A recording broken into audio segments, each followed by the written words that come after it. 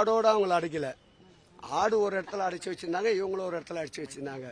முன்னறிவிப்பு இல்லாமல் இப்படி போராட்டங்கள் நடத்துகின்ற பொழுது மக்களுக்கு ஏற்படுகின்ற துன்பங்களையும் அவர்கள் சராசரியாக கணக்கிட வேண்டும்.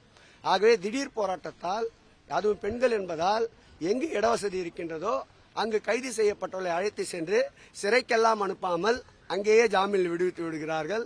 ஆகவே ஆடு அடைக்கப்பட்ட கொட்டகை வேறு, இவர்களை அடைத்து வைத்திருக்கின்ற கொட்டகை வேறு.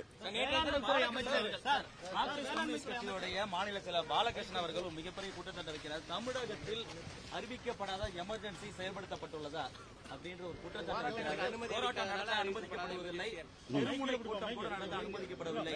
தமிழக முதல்வர் இது குறித்த கவனம் அவருக்கு அவர் எந்த கண்ணோட்டத்தில் இதை எடுத்து சொல்லுகிறார் என்று தரவில்லை. ஜனநாயக நாடு. இந்த ஆட்சியில்தான் கடந்த ஆண்டை கணக்கிட்டு பார்த்தால் 1000 கணக்கான போராட்டங்களுக்கு அனுமதி வழங்கப்பட்டிருக்கின்றது. அறிவிக்கப்படாத எமர்ஜென்சி என்பது கடந்த ஆட்சி காலம்.